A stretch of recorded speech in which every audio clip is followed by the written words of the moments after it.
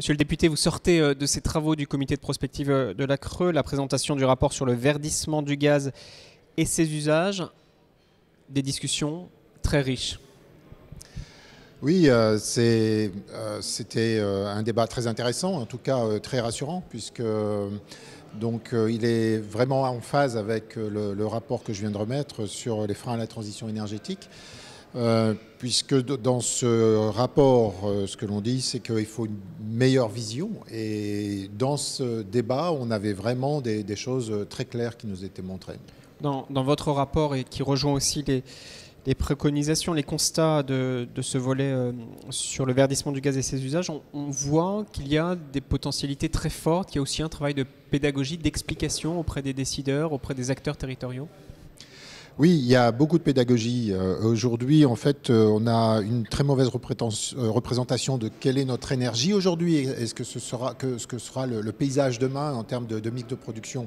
Notamment, aujourd'hui, si on demande aux Français quel est notre mix énergétique, beaucoup de gens vont dire 70% nucléaire. Aujourd'hui, ça représente que 19% de la consommation finale. 66% c'est de l'énergie fossile. Voilà, donc 19% du nucléaire et puis 18% de l'énergie renouvelable. Ce sont des chiffres que les gens n'ont pas en tête, par exemple. Donc c'est très important d'être très clair là-dessus. Être éclairé et puis avoir une vision qui dépasse les silos. On a parlé de verdissement du gaz, évidemment, de méthanisation, mais on a aussi parlé ce matin d'aménagement de territoire. On a parlé d'un projet avec cet interlocuteur de l'association des agriculteurs méthanisiens qui expliquait qu'une école a pu voir le jour. Le développement aussi de conditions de vie, tout cela est extrêmement global et doit s'appréhender dans une démarche territoriale. Oui, complètement. Et c'est aussi ce que je dis dans mon rapport, c'est que le développement des nouvelles énergies, ça doit être fait par les territoires et au plus proche. Ça peut, bien sûr, il y a les SRADET au niveau régional, mais ça doit être décliné soit au niveau des comités de communes, entre autres, ou des départements, mais en tout cas à une maille où on est capable de faire, comme a fait le Maine-et-Loire, de quantifier combien de méthaniseurs la biomasse peut supporter. Ils ont dit 39 pour les Maine-et-Loire, et c'est un chiffre sur lequel on peut bâtir et on peut expliquer ça à la population et se projeter. Vous travaillez au Parlement sur des textes de loi évidemment importants sur la transition écologique. Comment les conclusions présentées par le comité de prospective de la Creux ce matin, on est le 9 juillet, peuvent irriguer vos travaux, peuvent irriguer les textes de loi?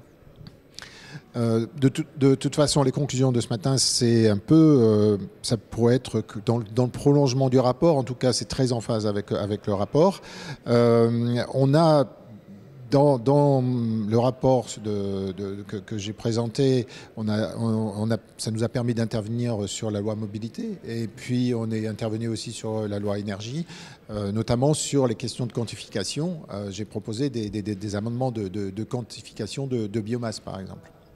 On l'a dit, hein, le calendrier et les chiffres sont ambitieux. On parle dans ce rapport verdissement du gaz et ses usages, 2030, 10% de la consommation de gaz vert. Ça vous paraît réaliste, possible ?